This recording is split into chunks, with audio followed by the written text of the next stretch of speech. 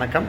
காஞ்சிகேசன் பேசுகிறேன். எப்படிங்க ஒரு சின்ன பேப்பர் திருத்தத்தை பற்றி பேசுவோமா? ஒரு பட்டிமன்றத்தில் ஒரு வாத்தியார் சொன்னதை நான் இப்போ சொல்ல போகிறேன்.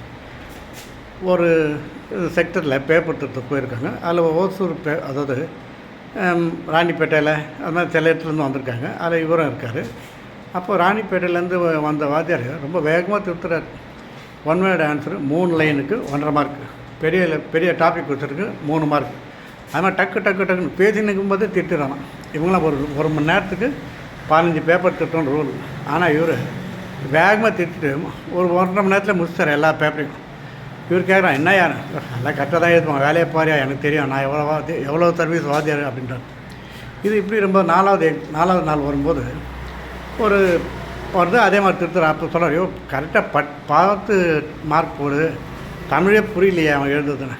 என்ன பண்ணுற சார், இப்படி தான் எழுதுறானுங்க இப்போ தமிழ்லாம் அப்படின்னு ரிப்போர்ட் போடுறாரு. அந்த டைமில் அந்த ரூமுக்கு சிஇஓ வர்றார். அவர் தான் ஆஃபீஸரு. வந்துட்டு ஒரு எல்லாருக்கும் என்னென்ன கவனிங்க, இது ஓசூர் போக வேண்டிய பேப்பர் இங்கே வந்துடுச்சு, இங்கேத்தி பேப்பர் அங்கே போயிடுச்சு. அதனால் அந்த பேப்பரை என்ன பார்த்தீங்கன்னா எடுத்து கொடுத்துருங்க, ஏன்னா அது அங்கே அமுச்சிடணும், அது தெலுங்கு பேப்பர். அது அந்த தெலுங்கு பேப்பர் இந்த வாத்தியிட்ட தான் இருக்குது. இவர் கவனிக்க கேட்டுனே மார்க் போடுறாரு.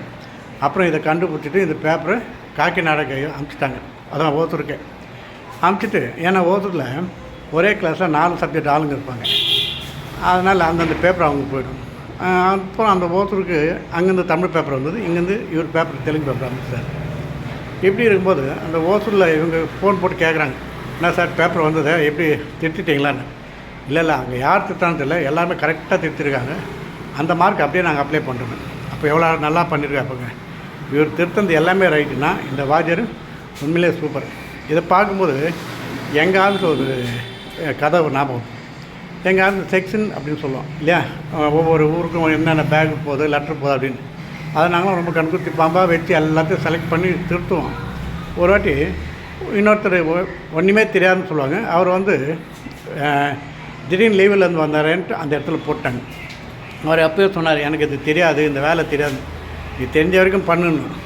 கடைசியில் பார்த்தா அவர் எந்த பேக் கவுண்ட் பண்ணல, ஒன்றும் பண்ணல. வெறும் ஒரு லிஸ்ட்டு எடுத்தார், கையெழுத்து போட்டு ஆள் கரெக்ட்னு எழுதி அனுப்பிச்சார். கடைசியில் அது இன்னொரு ஆஃபீஸ் போச்சு.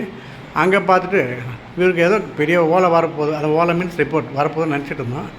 ஆனால் அங்கேருந்து இன்றைக்கி தான் டேலி ஆச்சு பேக்குன்னு வந்தது. எவ்வளோ கஷ்டமாக இருக்குது. எங்கள் ஆஃபீஸும் நடந்தது, இது அங்கே வாத்தியாருக்கும் நடந்தது. இதை பார்க்கும்போது ரொம்ப ஆச்சரியமாக இருக்குது, சந்தோஷமாக இருக்குது. நம்ம கூட இப்படி செய்யலைன்னு கொஞ்சம் ஜாலியாக இருக்குது. ஓகே, லைக் பண்ணுங்கள், ஷேர் பண்ணுங்கள், சப்ஸ்கிரைப் பண்ணுங்கள்.